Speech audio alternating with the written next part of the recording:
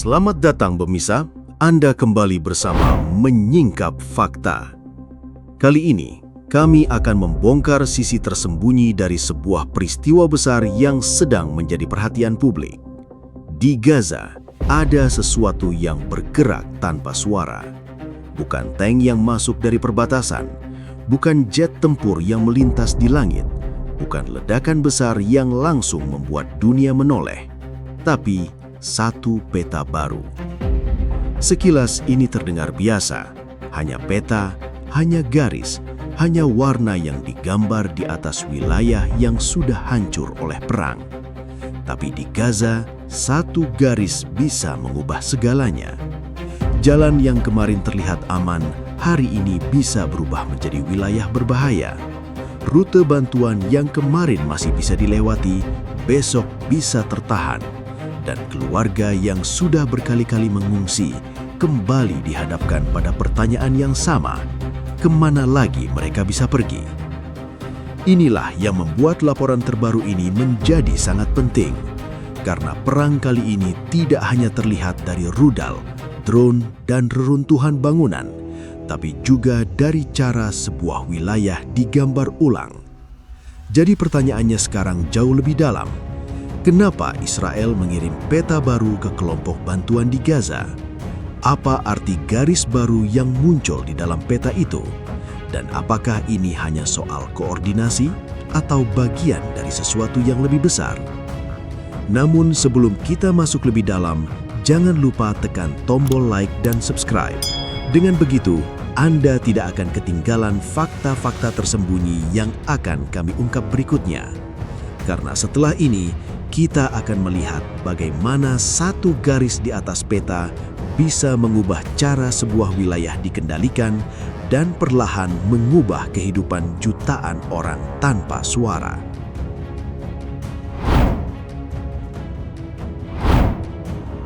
Pada 29 April 2026, muncul laporan yang membuat situasi Gaza kembali terasa berbeda. Bukan karena ledakan besar, bukan karena tank Israel bergerak masuk dari perbatasan, bukan juga karena pesawat tempur melintas rendah di atas langit yang sudah lama dipenuhi ketegangan. Kali ini, yang menjadi perhatian adalah sebuah peta baru. Sekilas, peta itu terlihat seperti dokumen biasa. Ada garis, ada warna, ada batas wilayah, dan ada tanda yang tampak teknis. Namun, di Gaza, peta tidak pernah sesederhana itu. Di wilayah yang hancur oleh perang, satu garis bisa mengubah nasib banyak orang. Jalan yang kemarin dilewati warga untuk mencari air, hari ini bisa dianggap terlalu dekat dengan area militer. Rute yang sebelumnya dipakai untuk membawa bantuan, besok bisa tertahan karena dianggap berisiko.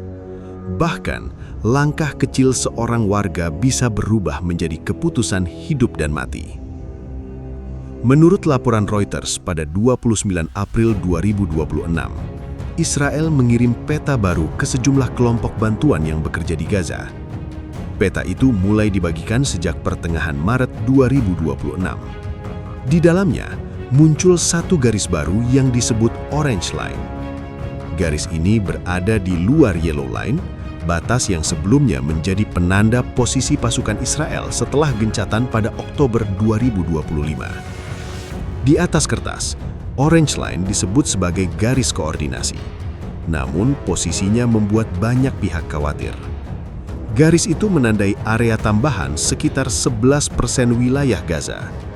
Jika digabung dengan wilayah yang sudah berada di balik Yellow Line, maka area yang berada dalam kontrol atau pembatasan Israel menjadi jauh lebih luas.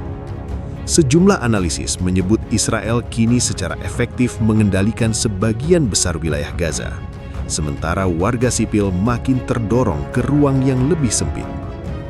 Inilah yang membuat peta tersebut menjadi penting, karena perubahan seperti ini tidak selalu datang dengan suara ledakan, tidak selalu terlihat lewat konvoi kendaraan lap baja.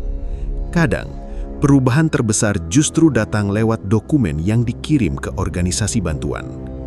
Dari dokumen itulah, mereka menentukan rute mana yang bisa dilewati, titik mana yang harus dihindari, dan wilayah mana yang terlalu berbahaya untuk dimasuki. Israel menyatakan bahwa peta ini dibuat untuk membantu koordinasi kemanusiaan dan menjaga keselamatan pekerja bantuan. Mereka mengatakan batas tersebut bisa berubah mengikuti situasi keamanan di lapangan. Tapi, di Gaza, kalimat seperti itu membawa konsekuensi besar.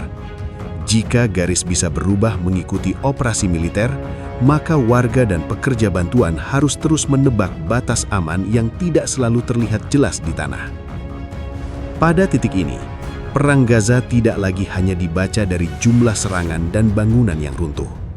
Perang juga mulai dibaca dari cara ruang hidup digambar ulang. Satu peta baru membuka gambaran bahwa kendali atas Gaza tidak hanya jalan lewat senjata, tetapi juga lewat garis yang menentukan siapa boleh bergerak dan siapa harus berhenti.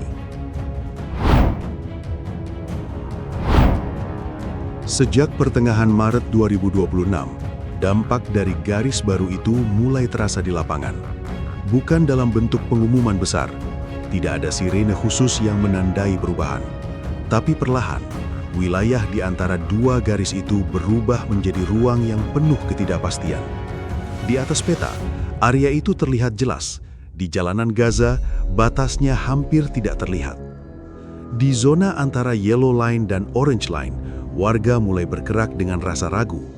Mereka tidak benar-benar tahu apakah posisi mereka masih aman atau sudah terlalu dekat dengan area yang dianggap berbahaya. Jalan yang sebelumnya dipakai untuk mengangkut bantuan kini mulai dihindari. Sopir truk bantuan harus mengambil rute yang lebih panjang, lebih sempit, dan seringkali lebih beresiko. Bukan karena jalan itu rusak, tapi karena tidak ada kepastian apakah jalur itu masih diizinkan. Pada periode yang sama, laporan Reuters mencatat insiden yang membuat situasi semakin tegang. Setidaknya 3 pekerja Palestina yang bekerja dengan organisasi internasional tewas akibat serangan di area antara dua garis tersebut. Mereka bukan bagian dari pertempuran. Mereka berada di lapangan untuk mendistribusikan bantuan. Namun posisi mereka berada di ruang yang secara peta masuk dalam zona abu-abu, wilayah yang tidak sepenuhnya jelas bagi mereka yang berjalan di atas tanah. Israel menyatakan bahwa pasukannya merespons ancaman yang terdeteksi di sekitar Yellow Line. Dari sudut pandang militer, keputusan itu diambil berdasarkan situasi yang dinilai berbahaya. Namun bagi pekerja bantuan dan warga sipil, perbedaannya sangat tipis karena mereka tidak selalu memiliki informasi yang sama seperti yang terlihat di peta militer. Mereka hanya melihat jalan kosong, bangunan runtuh, dan jalur yang tampak bisa dilewati. Situasi ini bukan hal baru sepenuhnya. Pada Januari 2026, laporan dari Associated Press sudah menggambarkan kondisi serupa di sekitar Yellow Line. Warga yang tinggal di dekat garis itu hidup dalam ketakutan yang konstan. Garis tersebut tidak selalu ditandai dengan jelas. Di beberapa titik, batasnya hanya berupa perkiraan. Tidak ada pagar, tidak ada tanda permanen, hanya garis yang ada di peta militer. Dalam kondisi seperti itu, kesalahan kecil bisa berakibat besar. Data dari periode awal gencatan hingga pertengahan Januari menunjukkan puluhan warga tewas di dekat garis tersebut. Banyak di antaranya disebut berada terlalu dekat atau melintasi batas yang sebenarnya mereka tidak lihat. Bagi mereka, itu bukan pelanggaran, itu hanya langkah biasa di jalan yang terlihat kosong. Ketika Orange Line mulai diperkenalkan pada pertengahan Maret dan dilaporkan secara luas pada akhir April 2026, lapisan ketidakpastian itu menjadi lebih dalam. Kini bukan hanya satu garis yang harus dipahami, tapi dua. Dan keduanya tidak selalu bisa dibedakan oleh orang yang berada di tengah reruntuhan. Akibatnya, aktivitas kemanusiaan ikut terpengaruh. Organisasi bantuan menjadi lebih berhati-hati. Mereka harus menilai ulang rute distribusi, waktu pergerakan, dan titik pengumpulan bantuan. Setiap keputusan menjadi lebih lambat karena risiko yang harus dihitung semakin kompleks. Di sisi lain, warga sipil semakin terdesak ke wilayah yang lebih padat, karena ruang yang dianggap aman semakin menyempit dari hari ke hari. Perubahan yang terlihat dari peta ini tidak berdiri sendiri. Pada 22 April 2026, laporan The Guardian mencatat bahwa Yellow Line di Gaza bergerak ke arah barat dalam beberapa bulan setelah gencatan. Pergerakan itu tidak diumumkan sebagai operasi besar. Tidak ada deklarasi resmi tentang perluasan wilayah. Namun di lapangan, garis tersebut perlahan bergeser, dan setiap pergeseran membawa dampak langsung bagi ruang hidup warga. Ketika laporan Reuters pada 29 April 2026 mengungkap keberadaan Orange Line, gambaran yang muncul menjadi lebih jelas. Batas di Gaza bukan sesuatu yang tetap. Ia bisa berubah mengikuti dinamika militer. Ia bisa melebar tanpa suara, dan ia bisa menjadi alat untuk mengatur wilayah tanpa harus mengirim pasukan dalam jumlah besar ke setiap titik. Inilah yang membuat peta tersebut tidak lagi sekedar alat koordinasi bantuan. Ia mulai terlihat sebagai bagian dari pola yang lebih besar. Dalam perang modern, kendali tidak selalu ditunjukkan dengan kehadiran fisik di setiap lokasi. Kendali bisa dibentuk melalui pembatasan ruang, pengaturan jalur pergerakan, dan penentuan area yang boleh atau tidak boleh diakses. Di Gaza, pola ini mulai terlihat semakin jelas sejak awal 2026. Ketika sebagian wilayah berada di balik Yellow Line, warga yang tinggal di sana harus meninggalkan rumah mereka. Mereka bergerak ke arah barat, menuju wilayah pesisir yang semakin padat. Ketika Orange Line ditambahkan, ruang yang tersisa untuk mereka menjadi semakin kecil. Tekanan tidak lagi datang hanya dari serangan, tapi dari keterbatasan ruang yang tersedia. Sejumlah analisis yang dikutip Reuters menyebut bahwa Israel kini secara efektif mengendalikan sekitar 64% wilayah Gaza. Di sisi lain, hampir 2 juta penduduk terkonsentrasi di area yang jauh lebih sempit.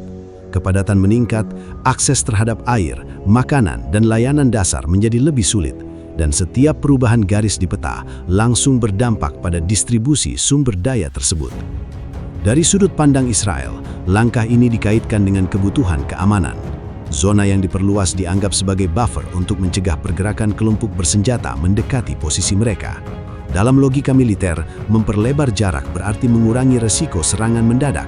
Namun bagi warga sipil, buffer itu berarti jarak tambahan yang harus mereka tempuh untuk bertahan hidup, atau wilayah yang tidak lagi bisa mereka masuki.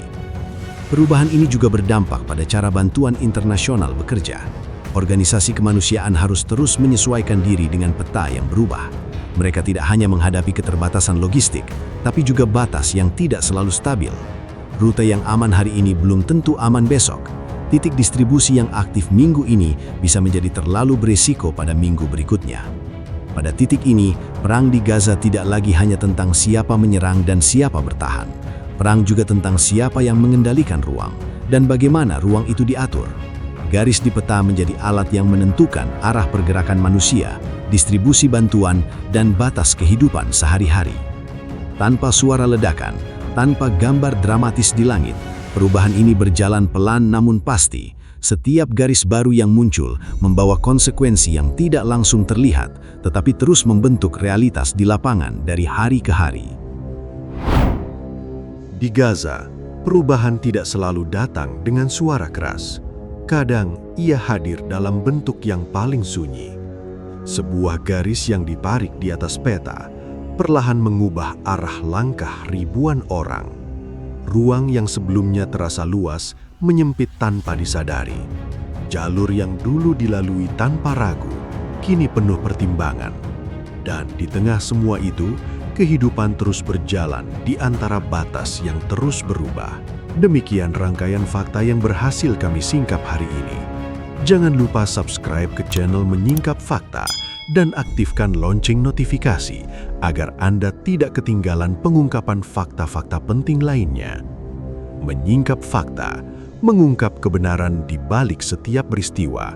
Sampai jumpa pada fakta berikutnya.